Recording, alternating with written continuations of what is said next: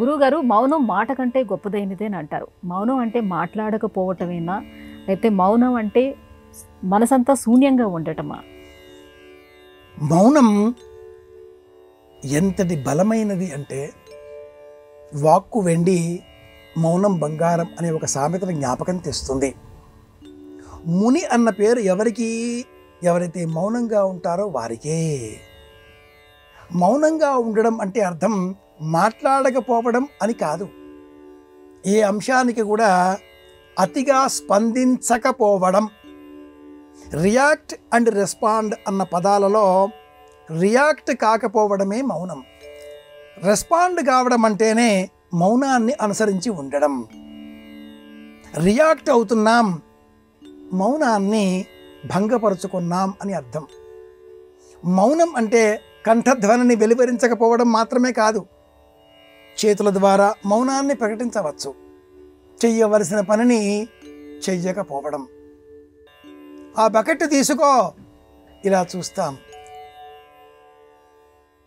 Bucket తీసుకో అంటున్నాగా, చెయ్యి ముందుకు పోదు, బకెట్ తీసుకోదు. ఇది మౌనం, చెయ్యి ప్రకటిస్తోంది.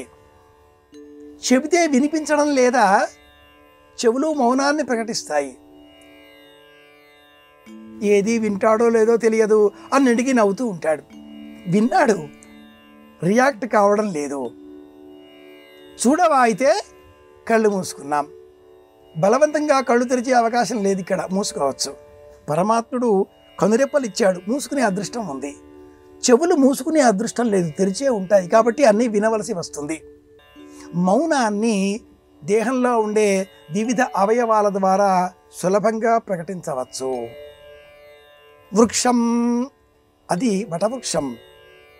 చిత్రం, ఆశ్చర్యకరం. చిత్రం వటతరోర్మూలే. ఒక వటవృక్షం కింద ఉండే దక్షిణామూర్తి వయస్సులో యువకుడు, శిష్యులంతా కూడా వృద్ధులు. ఆయన మౌన వ్యాక్ష ప్రకటిత తముడు. ఏదీ మాట్లాడడం లేదు, మౌనంగా ఉన్నాడు. శిష్యులందరికీ ఏ సమస్య లేదు, ఏ సందేహాలు లేవు, అన్నీ తీరిపోయాయి. దక్షిణామూర్తి తన మౌనం ద్వారా సమస్త విద్యలను అందరికీ బోధిస్తాడు. మౌనంగా ఉండాలి, ఇది లాభం. కొసమెరుపుగా చిన్న కథ చెప్పుకుంటే, భోజ సభలో కాళిదాసు వెంట ఒక పండితుడు వచ్చాడు, చదువు రానివాడు. మౌనంగా ఉండు, నీకు నేను బహుమానాన్ని ఇప్పిస్తాను అన్నాడు కాళిదాసు.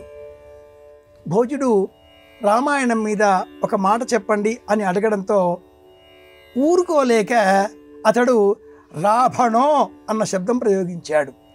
అపశబ్దం కదా. భోజుడు ఇలా చూశాడు. వెంటనే కాళిదాసు సమర్థించి, కుంభకర్ణుడిలో భకారం ఉంది, విభీషణుడిలో కూడా భకారం ఉంది. భకారం లేని కారణం చేత ఆ రావణుడు రాముడి చేతిలో అంతమయ్యాడు, కైవల్యం పొందలేకపోయాడు అంటూ సమర్థించాడు. బయటికి వచ్చాక మాట్లాడవద్దు అన్నానా అంటూ బెదిరించాడు. వాక్కు వెండి, మౌనం బంగారం. మౌనంగా ఉంటే కలహాలు ఉండవండి అని కూడా చెబుతారు. విభూషణం మౌనం అపండితానాం. ప్రారంభంలో చెప్పబడ్డ కథ, వంటింట్లో పంచదార లేదు రేపటికి అన్న మాట వినగానే ఏ భర్త అయినా మౌనాన్ని అంగీకరిస్తే ఆ సంసారం సంతోషంగా ఉంటుంది.